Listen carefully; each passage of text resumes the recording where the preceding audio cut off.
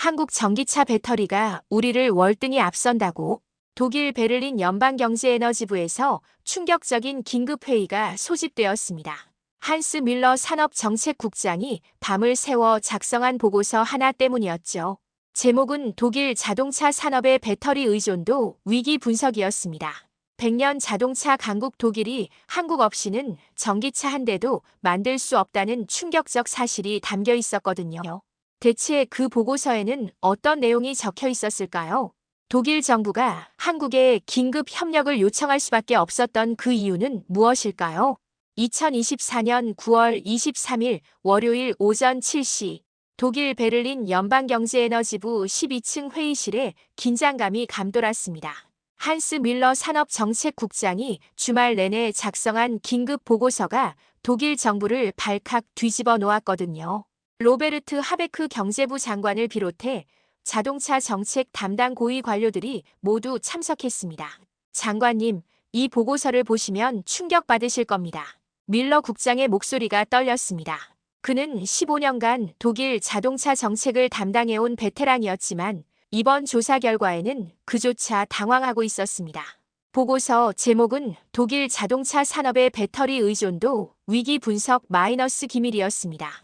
독일 자동차 업계가 사용하는 전기차 배터리의 73%가 한국산입니다. 밀러 국장이 첫 번째 차트를 펼치자 회의실이 조용해졌습니다. LG에너지솔루션, 삼성 SDI, SK온. 이 세 회사가 독일 전기차 산업의 생명줄을 쥐고 있었던 것입니다. 더 충격적인 것은 다음 페이지였습니다. 독일 완성차 업체들의 전기차 생산이 한국 배터리 공급 중단 시 6개월 내 전면 중단될 가능성이 99%입니다. 하베크 장관의 얼굴이 일그러졌습니다. 그럼 우리가 직접 배터리를 만들면 되지 않습니까? 한 참석자가 물었지만 밀러 국장은 고개를 저었습니다. 이미 5년간 120억 유로를 투자했지만 한국 기술의 50% 수준에도 못 미칩니다. 100년간 세계 자동차 기술을 선도해온 독일이 배터리만큼은 한국에 완전히 의존하고 있었던 겁니다. 독일 자동차 산업 전체 수출액 2,400억 유로 중 절반 이상이 위험에 처했습니다. 과연 독일 정부는 이 위기를 어떻게 해결할 수 있을까요? 우리에게는 시간이 없습니다. 즉시 대응책을 마련해야 합니다.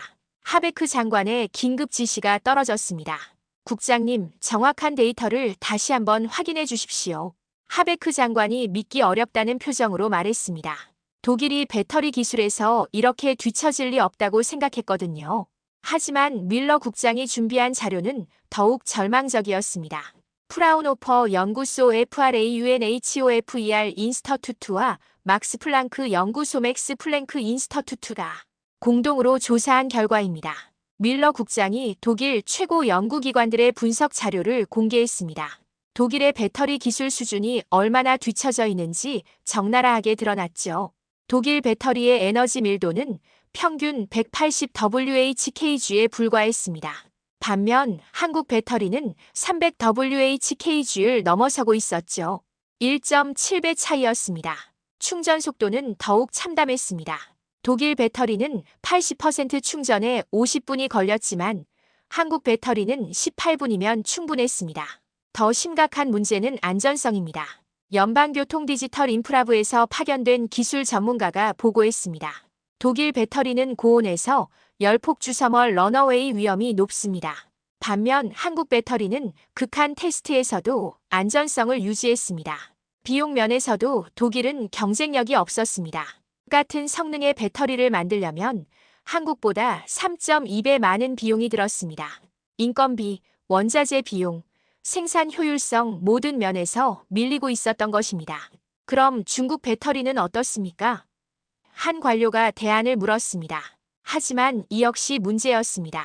중국 CATL과 BYD 배터리도 성능은 우수하지만 지정학적 리스크가 너무 큽니다. 러시아 가스 사태를 되풀이할 수는 없습니다. 밀러 국장이 마지막 자료를 공개했습니다. 현재 독일 자동차 업계가 한국 배터리에 지불하는 비용이 연간 180억 유로입니다. 이 금액이 매년 30%씩 증가하고 있습니다. 회의실에 정적이 흘렀습니다. 독일 최고의 엔지니어들과 연구진이 모여도 한국 배터리를 따라잡을 수 없다는 현실이 명확해졌습니다. 자존심보다는 현실을 인정해야 할 때였습니다. 며칠 후 밀러 국장은 더욱 상세한 기술 분석 보고서를 완성했습니다. 독일 연방물리기술연구소 PTB와 공동으로 한국 배터리를 직접 분해 분석한 결과였죠. 그 결과는 독일 정부 관료들을 경악시켰습니다. 한국의 배터리 기술은 우리가 상상했던 것보다 훨씬 앞서 있습니다.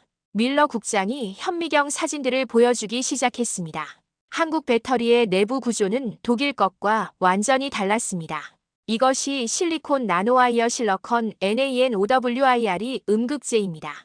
머리카락보다 10만 배 얇은 실리콘 선들이 정교하게 배열되어 있었습니다. 이 기술로 배터리 용량이 기존 흑연 음극재보다 10배 늘어났습니다. 우리는 아직 이 기술을 실험실에서도 구현하지 못하고 있습니다.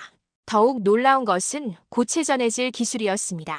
황화물계 고체 전해질 설파이드 마이너스 베이스트 샐러드, 일렉트랄라이트를 실제 양산에 적용한 것은 한국이 세계 최초입니다. 이 기술 하나만으로 안전성과 성능을 동시에 잡았습니다. 독일 기술진이 가장 충격받은 것은 생산 기술이었습니다. 한국의 배터리 생산 라인은 완전 자동화되어 있습니다. AI와 로봇이 모든 공정을 담당하죠. 생산 속도는 우리보다 5배 빠르고 불량률은 0.01% 수준입니다. 밀러 국장이 다음 자료를 공개하자 참석자들이 한숨을 쉬었습니다. 한국은 차세대 전고체 배터리올 마이너스 샐러드 마이너스 스테이트 배터리 양산도 이미 시작했습니다. 충전 시간 10분, 주행거리 1000km, 수명 20년. 이는 게임 체인저입니다. 우리는 언제쯤 이 수준에 도달할 수 있을까요? 하베크 장관이 물었습니다. 현재 투자 속도로는 최소 15년이 걸립니다. 하지만 그때까지 한국은 또 다른 혁신을 만들어낼 것입니다. 밀러 국장의 답변에 회의실이 조용해졌습니다. 더 큰 문제는 특허였습니다. 배터리 관련 핵심 특허의 68%를 한국이 보유하고 있습니다. 우리가 독자 기술을 개발해도 특허 장벽에 막힐 가능성이 높습니다. 독일이 자동차 엔진에서 세계를 선도했듯이 한국은 배터리에서 독보적인 지위를 구축하고 있었습니다. 기술 격차는 줄어들 기미가 보이지 않았습니다. 저는 직접 한국에 가서 확인해 보겠습니다. 밀러 국장의 갑작스러운 제안에 하베크 장관이 놀랐습니다. 독일 정부 고위 관료가 특정 기술을 조사하기 위해 해외 출장을 간다는 것은 이례적인 일이었거든요. 국장님, 정말 직접 가실 필요가 있을까요? 주한 독일 상공회의소나 대사관을 통해서도 장관이 만류했지만 밀러 국장의 결심은 확고했습니다. 장관님, 우리가 놓치고 있는 무언가가 분명히 있습니다. 한국이 어떻게 20년 만에 배터리 초강국이 될 수 있었는지 그들의 정책과 전략을 직접 눈으로 확인해야 합니다. 밀러 국장은 이미 한국 정부와 연락을 취해 놓았습니다. 2024년 10월 15일 밀러 국장은 루프트한자 항공편으로 서울로 향했습니다. 동행한 것은 연방경제에너지부의 핵심 정책팀 10명과 기술 분석 전문가들이었습니다. 이번 출장의 목적은 단순한 기술 조사가 아니었습니다. 독일의 미래 전략을 수립하기 위한 정책 연구였죠. 비행기 안에서 밀러 국장은 한국의 정책 자료들을 다시 검토했습니다. 놀라운 사실들이 연이어 나왔습니다. 한국 정부는 2010년부터 그린 뉴딜의 일환으로 배터리 산업을 국가 전략 산업으로 지정했습니다. 당시만 해도 전기차는 꿈 같은 이야기였는데 말이죠. 정말 대단한 해안이군요. 함께 동행한 정책기획과 마르틴 슈미트 과장이 감탄했습니다. 2010년이면 독일은 아직 디젤 엔진 기술 개발에 집중하고 있을 때였는데 더 놀라운 것은 투자 규모였습니다. 한국 정부는 15년간 배터리 R&D에 50조 원을 투입했습니다. 독일 연방정부 전체 R&D 예산의 3배에 해당하는 금액이었죠.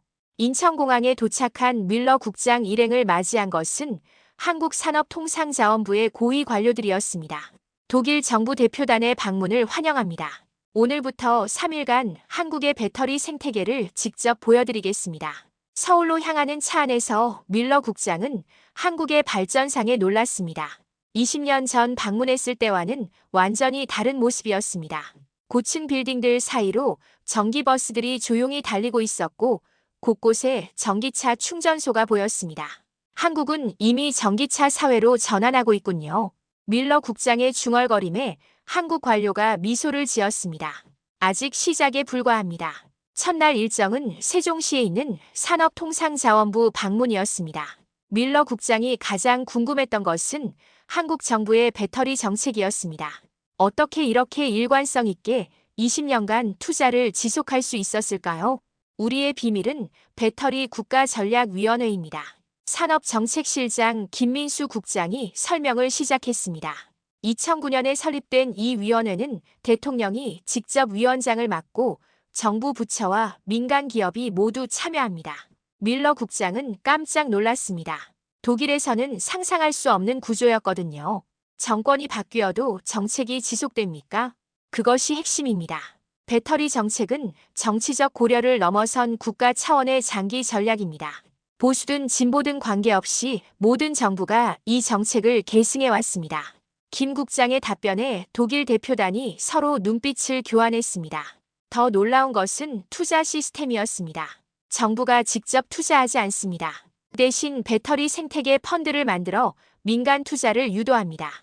정부는 리스크를 분담하고 수익은 민간이 가져갑니다. 구체적인 수치가 공개되자 밀러 국장은 경악했습니다. 배터리 펀드의 총 규모가 100조 원에 달했습니다. 이 중 정부 출자는 30%, 민간 투자가 70%였습니다. 민간이 기꺼이 투자하는 이유가 뭡니까? 세계 최고 수준의 인센티브와 규제 샌드박스입니다. 다음 자료가 공개되자 독일 대표단이 할 말을 잃었습니다. 배터리 기업에 대한 세금 혜택, 토지 무상 제공, 인허가 특례, 상상할 수 없는 수준의 지원이었습니다. 하지만 가장 중요한 것은 인재입니다. 김 국장이 마지막 카드를 꺼냈습니다. 우리는 전 세계 배터리 인재를 한국으로 끌어모았습니다.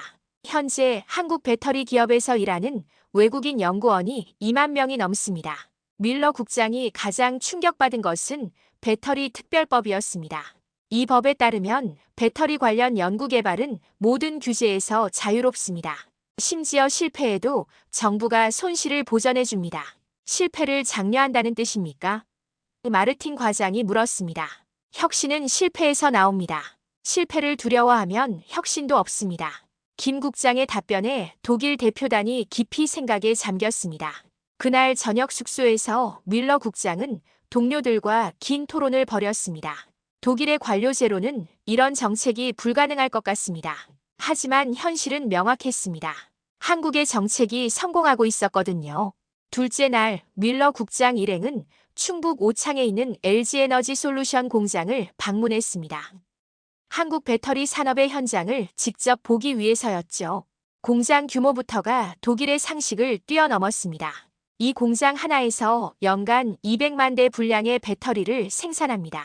LG에너지 솔루션 정책협력팀 박성호 상무의 설명에 독일 대표단이 놀랐습니다. 독일 전체 자동차 생산량보다 많은 배터리를 한 공장에서 만들고 있었던 것입니다. 하지만 진짜 충격은 연구개발센터에서 기다리고 있었습니다. 이곳이 우리의 핵심입니다. 박 상무가 안내한 곳은 지하 3층, 지상 7층 규모의 거대한 연구시설이었습니다.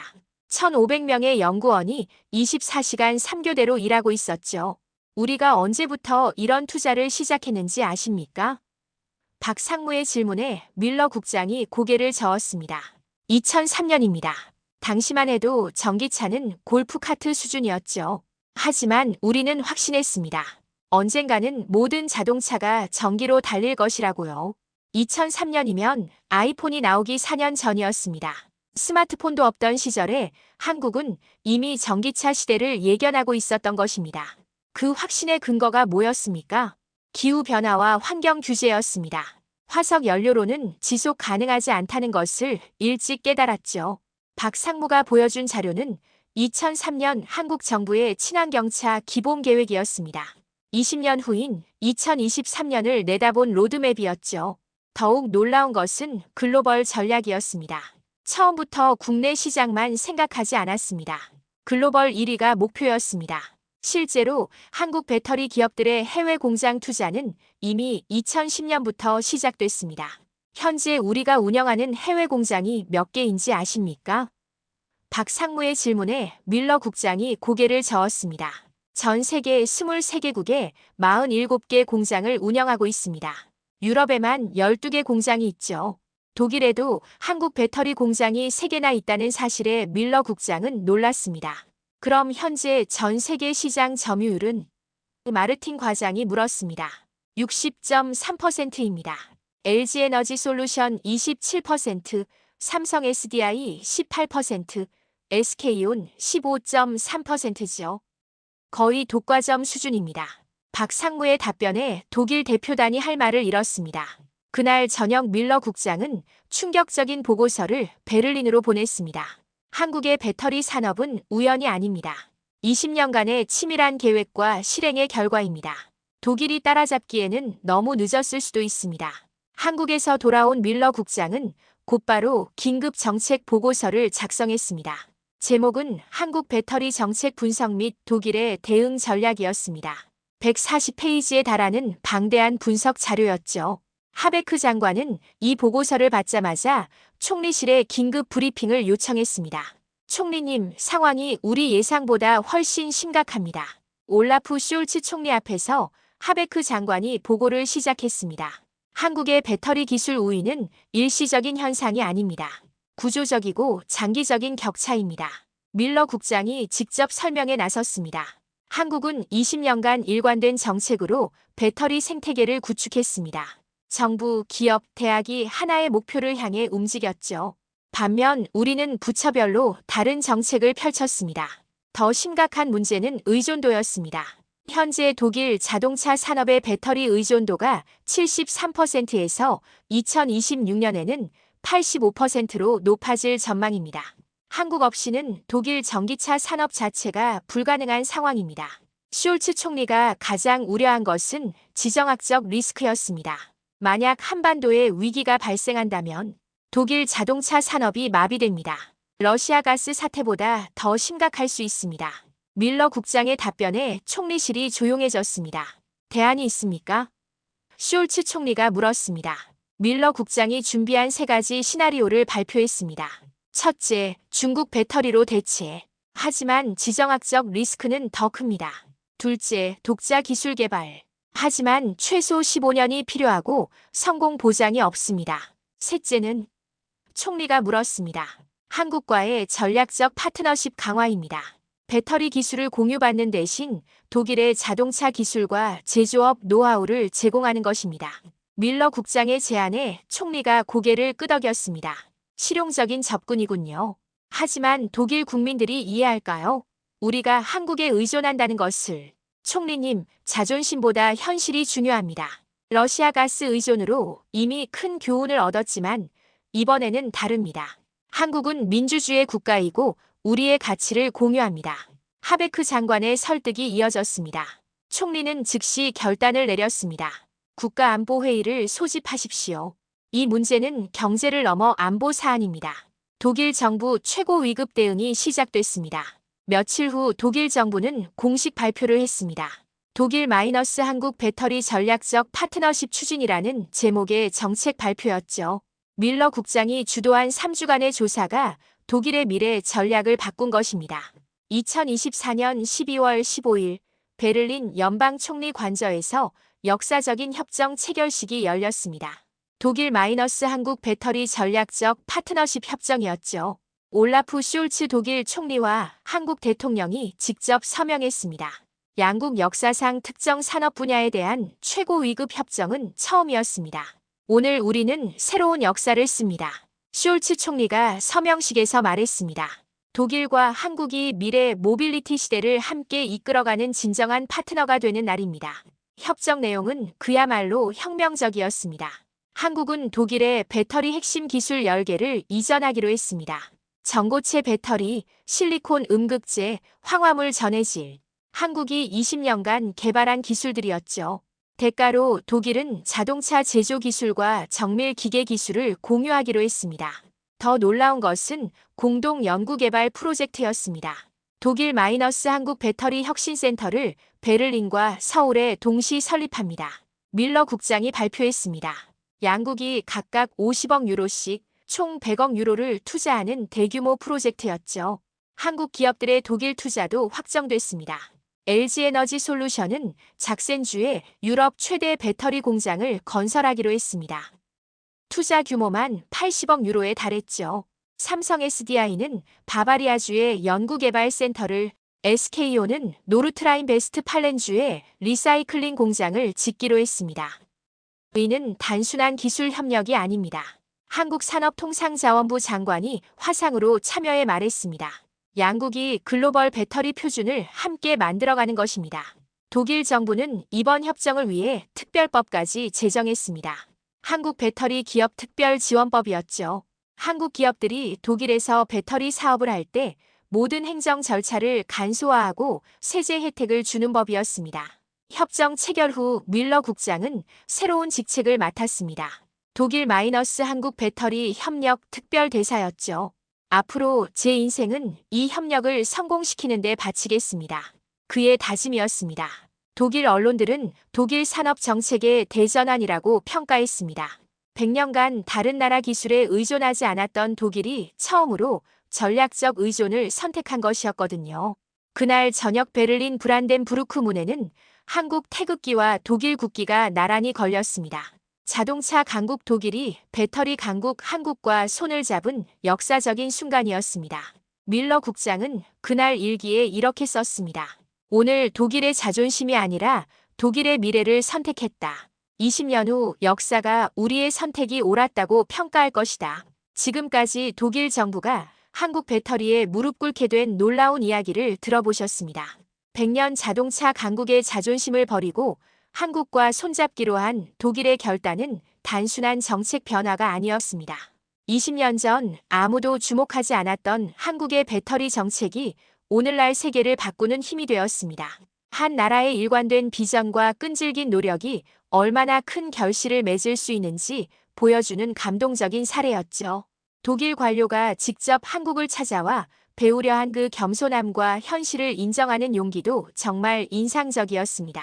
앞으로도 한국의 기술력이 세계를 놀라게 할 더 많은 이야기들이 기다리고 있을 것입니다. 다음 이야기가 궁금하시다면 1초 만에 할 수 있는 구독, 좋아요 버튼을 눌러주시면 한별에게 정말 큰 힘이 됩니다. 감사합니다.